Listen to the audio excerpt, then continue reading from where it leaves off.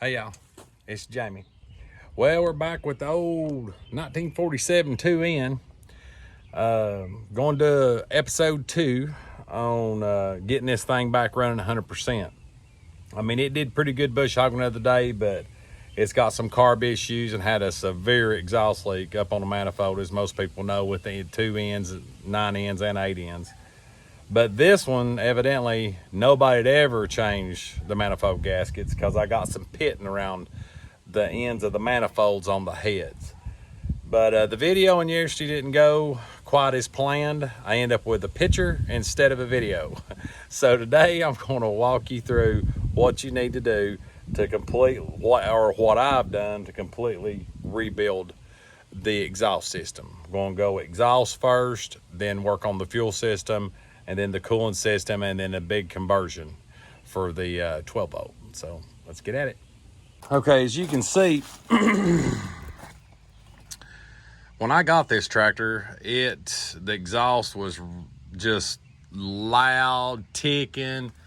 If you look back on the head, you can actually see where it's black on number 4 cylinder, and it's pretty black up there on the front of number 1. But evidently somebody never changed the gaskets, so I did have a little pitting back here on the face of the head, and a little bit of pitting on cylinder number 4 and cylinder number 1. So I had to do a fix on it with new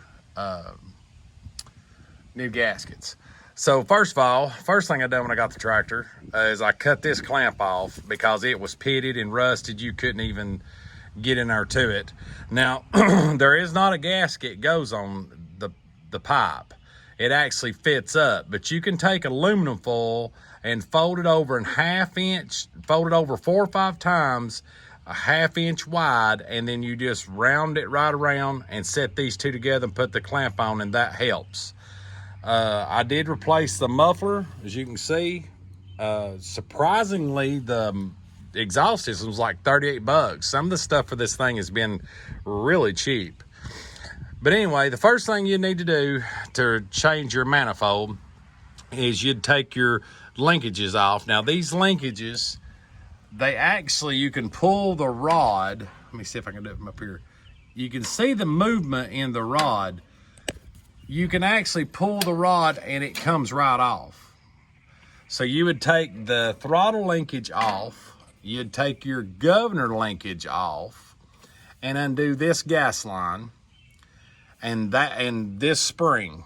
That's it for the carburetor. It can stay mounted to the manifold if you're not planning on changing this gasket, which I did.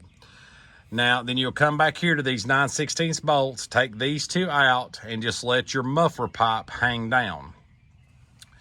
Then the head bolts, I've seen several different places that say that the manifold bolts are 5/8. They are not. They're 11/16. You got 4, one there, one there, one there, and one there. And it is very tight in the corners on number 1 and number 4. So you want to take a deep well 11/16, and I used a 6-point, and I got it started. Which now I did spray these down with penetrating lube, PB Blaster, the night before, and cranked it up and got it hot and sprayed it again the next day before I started working on it. But you want to take an 11/16 deep well and get it started, and then take your hammer and lightly tap it down till it stops. Then take your time loosening. If it gets tight, stop and back it up. Now I did not have any of mine break, but number 4 cylinder, the nut come off the stud like it's supposed to. Number 3, number 2, and number 1, the whole stud and all come out. And of course, antifreeze run out then, so I had to add antifreeze because the end of the stud was rusted so bad on the nut.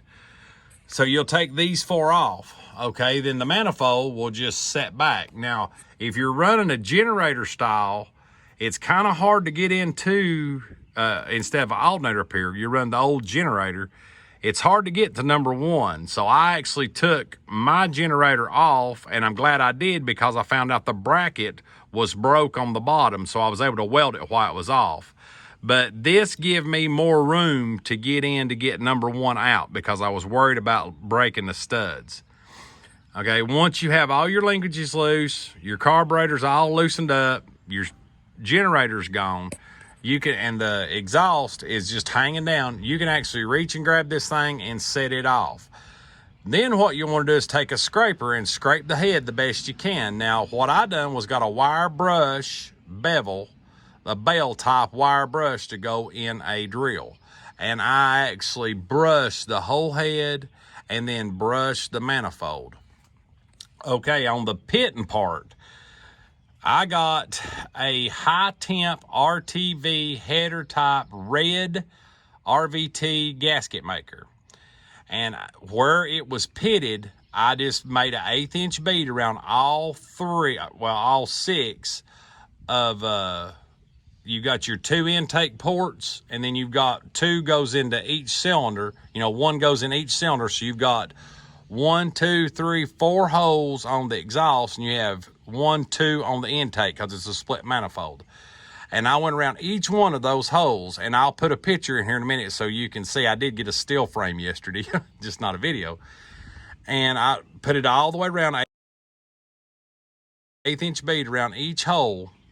And then I took my gasket and put it in place and let it set for about 5 minutes to where it got good and tacky, it wouldn't fall off.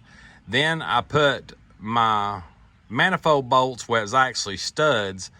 This one had a stud, so it was easy to hang. The other one just stuck there.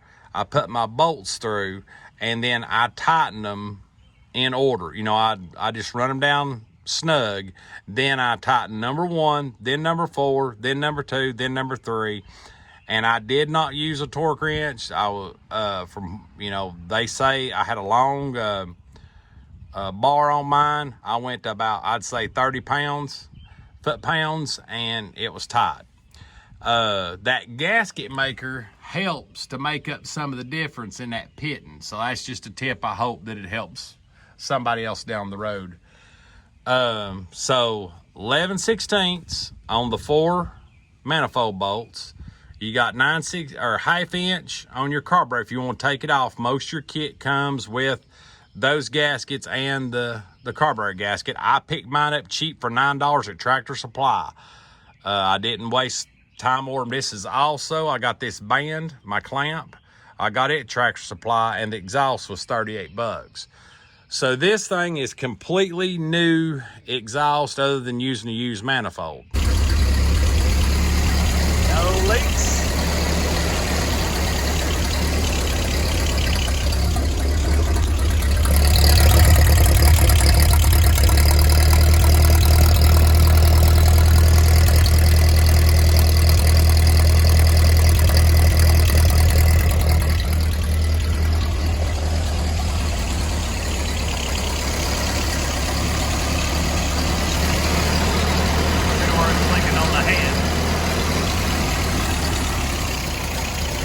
Well, I hope this video helped y'all out. I watched a lot of YouTube videos and different stuff, and I seen different mixed reviews about taking them apart, but I went ahead and bit into it. This is, if you've got any experience at all with tractors, this is not hard to do. I mean, even with what I went through with the pitting on the manifolds, you're talking about possibly, if the tractor's cool, 1 hour at tops, you've got it back together and ready to crank. I mean, it's not that bad. But that completes the whole muffler system. I mean, using original manifold, new clamp, did the Luna foil trick, and new exhaust pipe. So that's exhaust done. I will be moving on to, I'm going to get another carburetor. That'll be a different episode. It's on order. This one here has been apart so many times, I don't know. It's just plumb wore out. So I'm going to get another cast iron carburetor, probably not aluminum, put it on, and look at the governor. Might have some issues with governor. The linkages are weak, but those are to come. And then, of course, I'll move on to the fluid and stuff, and then we'll do points and stuff. Got a steering wheel and different things. So we'll have some more episodes. So please stay tuned. Check back on the old 2N. This will also work on 8Ns and 9Ns. But as always, thanks for watching. God bless.